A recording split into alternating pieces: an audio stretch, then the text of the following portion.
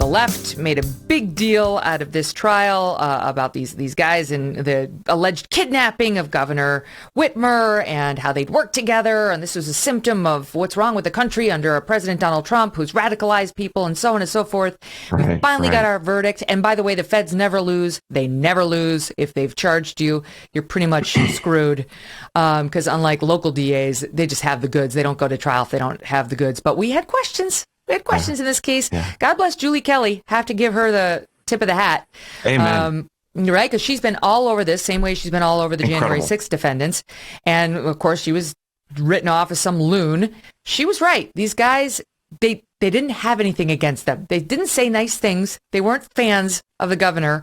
They didn't talk, super sweet and aren't going to be invited to Buckingham Palace anytime soon for, tea with the Queen.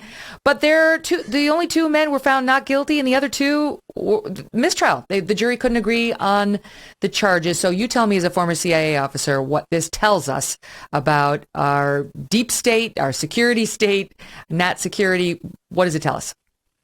Yeah. Well, let's get into what is a deep state second, and let's first unpack what the heck happened here, because for folks who aren't following this story, it can be a little bit confusing. But what you need to know is that your government, your taxpayer dollars, set up a bunch of guys who otherwise would not have engaged in any kind of criminal behavior.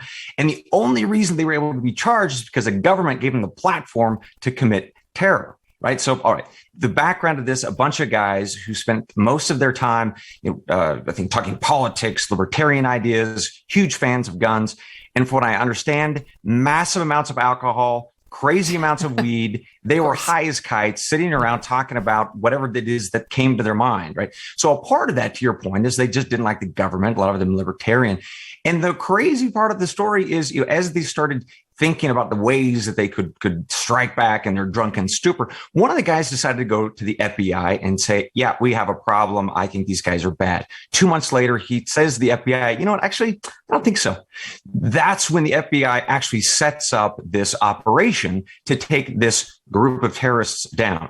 So as an American, I think not only myself, everybody watching the show, we should now understand very clearly that the FBI will set you up for a horrible set of charges, not because you're actually going to do it, but because you've complained or bitched, etc. And that's really, really chilling. So I think that the lesson that I take from this is that we should all be on the phone and our emails, calling our senators or representatives saying this power should be taken away from the FBI absolutely immediately because it's being abused. That's my take on what this horrible case in Michigan really shows us. Mm-hmm.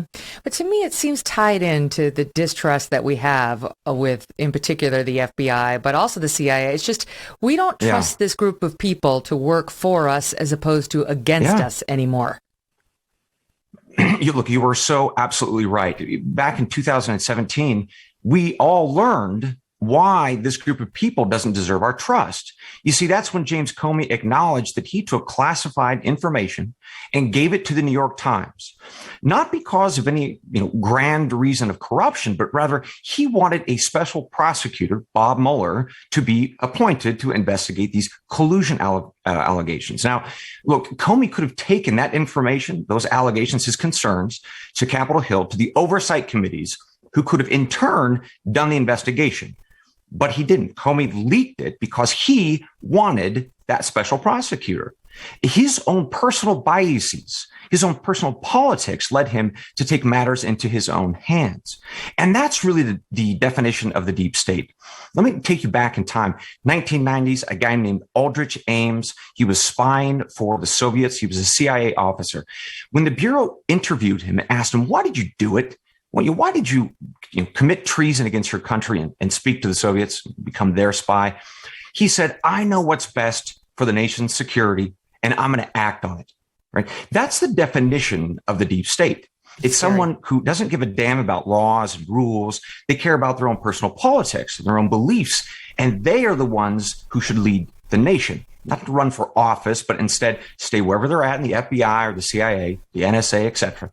And they're going to use their powers that the American people have given to them and they're going to act on it based on whatever they desire to do. That's why the American people mistrust, because of people like James Comey and others, and they have reason to mistrust these folks. Call them deep state, whatever you want. It's real, and we have absolutely real reasons not to trust them. Hey, thanks so much for watching. If you like what you just saw, hit the subscribe button for more clips and full episodes.